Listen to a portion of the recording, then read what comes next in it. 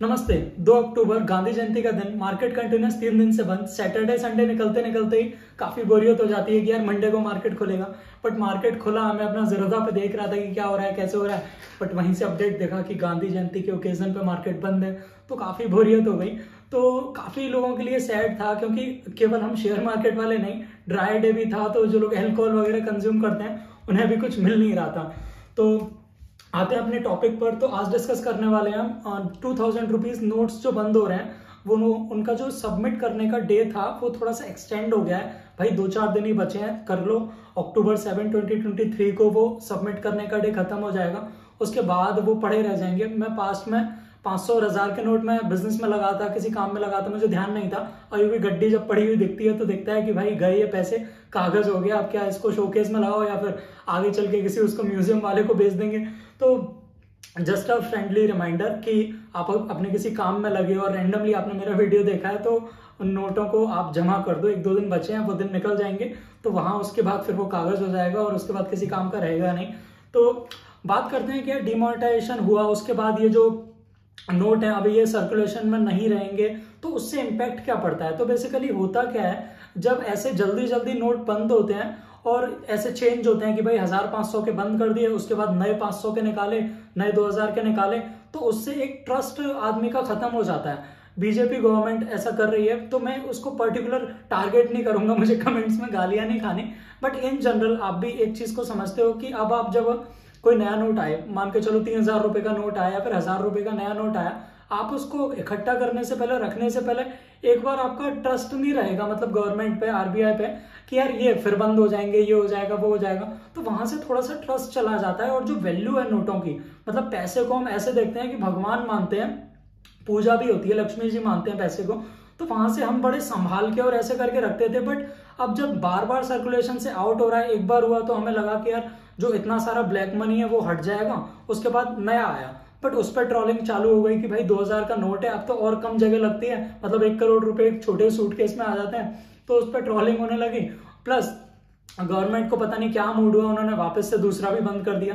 तो मुझे इससे ऐसा लगता है कि यार नोटों की, करेंसी की जो वैल्यू है उस पर से भरोसा हटने लगेगा। तो आप एक चीज को देखो कि यार जिसको ब्लैकमेलिंग का मतलब ब्लैक में पैसा रखना है, ब्लैकमेलिंग से कुछ भी करना है, वो गोल्ड से कर लेगा, किसी और करेंसी से कर लेगा। चांदी से तो कर नहीं होता, क्योंकि चांदी सस्ती होती है, बहुत ज्यादा जगह लेती है।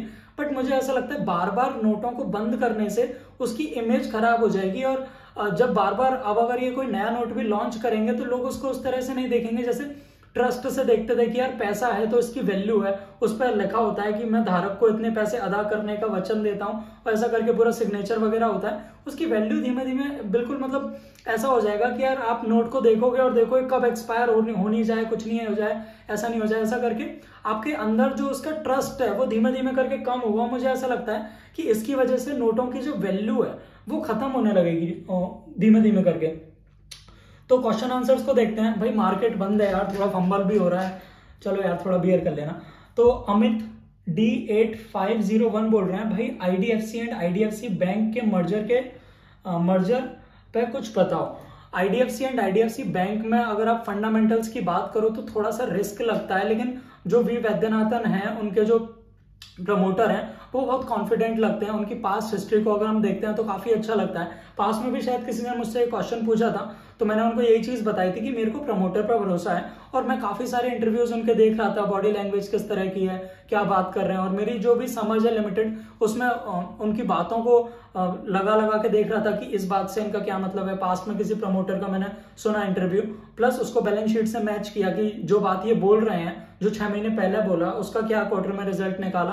तो ऐसे करके मैंने देखा, तो मेरे को ओवरऑल अगर आप बात करें तो प्रमोटर पे तो भरोसा है। और मर्जर से होता क्या है, आईडीएफसी लिमिटेड और आईडीएफसी फर्स्ट बैंक दो अलग अलग एंटिटी हैं, लेकिन सब्सिडरी था वो उसका।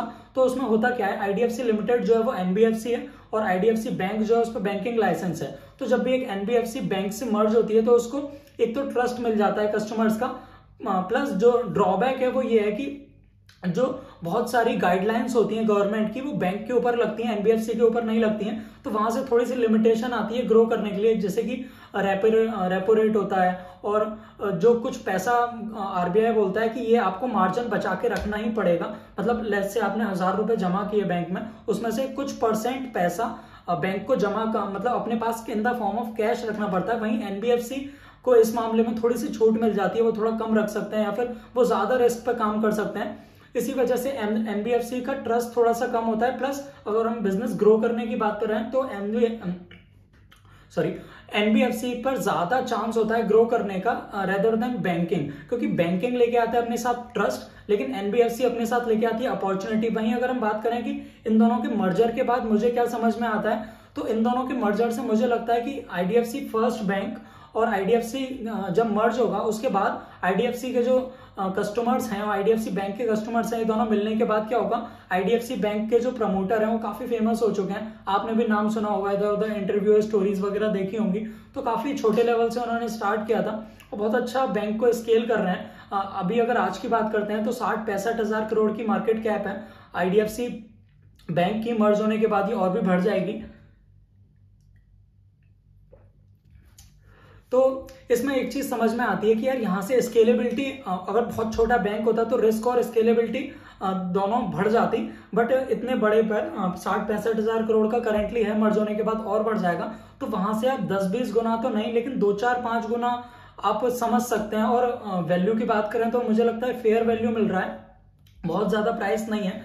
बट मेन चीज है प्रमोटर, जब तक इनके मैनेजमेंट ऐसा ही रहेगा, वो बदलेगा नहीं, और जो प्रोमिसेस ये कर रहे हैं और जिस तरह के हम इनको समझ रहे हैं कि इतनी इन्हें समझ है और जैसा इन्होंने पास में रिजल्ट दिखाया, अगर वो चीज 1.5 साल कंटिन्यू होती है, आप उनके इंटरव्यूज सुनेंगे तो आपको समझ में आएगा कितने प्रॉमिसिंग हैं। और अभी पास में उन्होंने कुछ अपनी इक्विटी वगैरह सेल करी थी, तो उसके ऊपर काफी चीजें हुई थी, मैंने उसके बारे में वीडियो बनाया, आप उसको चेक कर सकते हैं। तो वहां से मोटा मोटा समझ में आता है कि यार मर्जर बहुत हेल्दी है।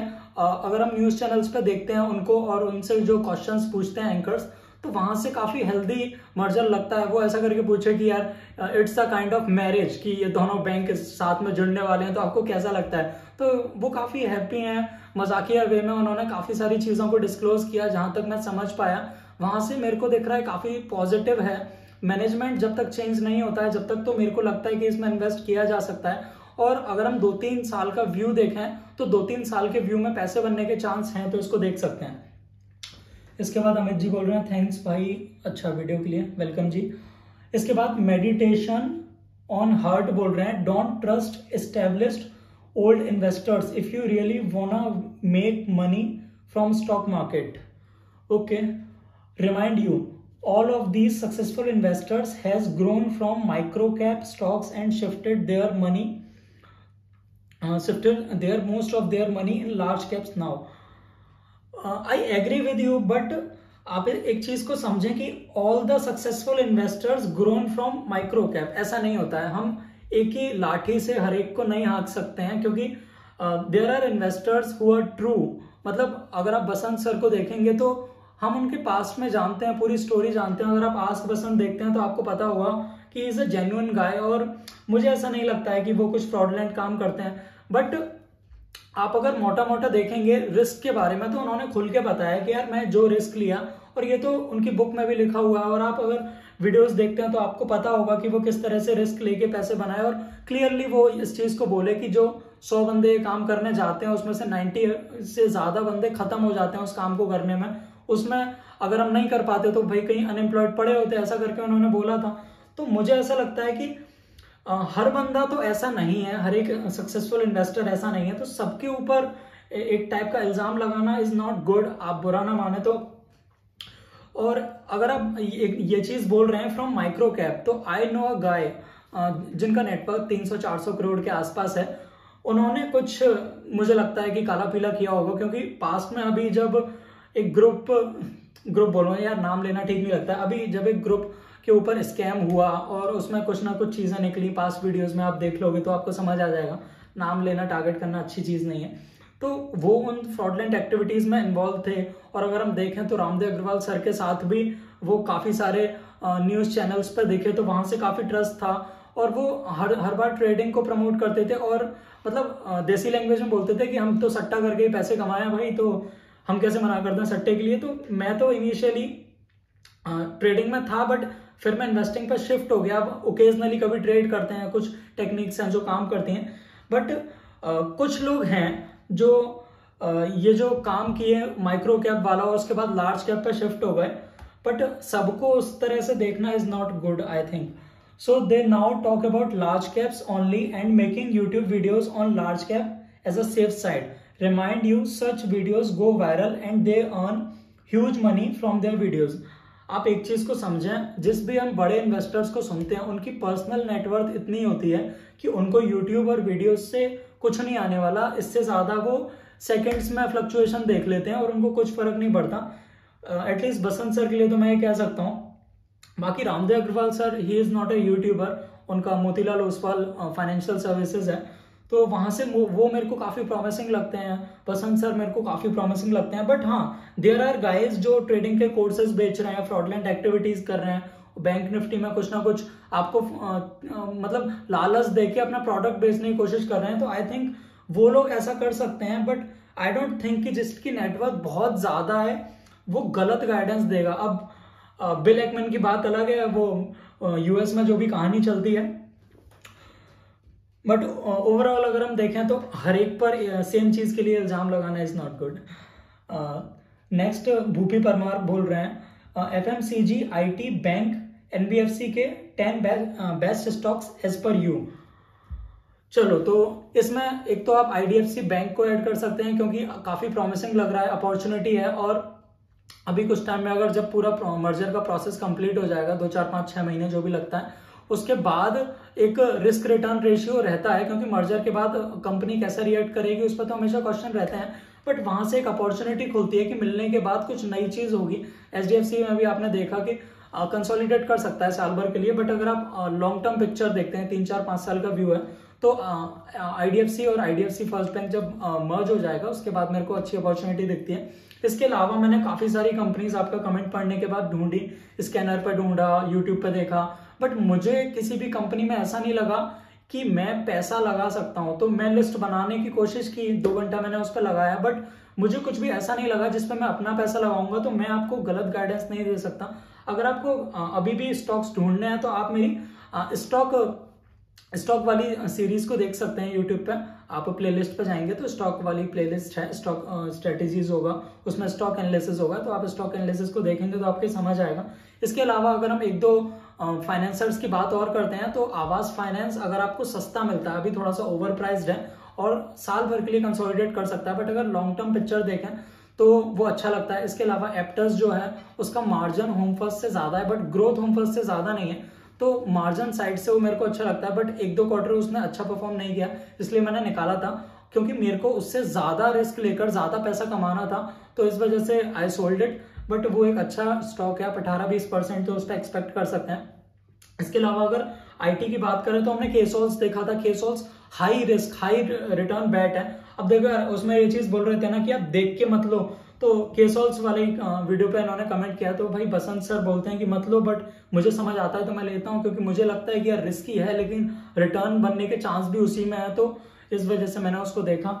इसके अलावा अगर 1-2 शेयर्स की और बात करें तो बैंकिंग में मुझे लगता है कि उज्जीवन अगर आप 6 महीना साल भर बाद देखेंगे जो प्रॉफिटेबिलिटी उसकी कंटिन्यू करती है, तो मुझे लगता है कि मर्जर के बाद वो भी काफी अच्छा परफॉर्म कर सकता है. इसके अलावा बाकी कमेंट्स अभी इतना ही है. आप लाइक शेयर कमेंट करें यार, आप कमेंट करें, कोई आपकी क्वेरी हो, आपके पोर्टफोलियो में कोई शेयर हो, आपको समझना हो, तो हम उसको नेक्स्ट वीडियो में पिक करेंगे. आप किसी फ्रेंड के साथ शेयर कर सकते हैं. और finally thank you so much for watching.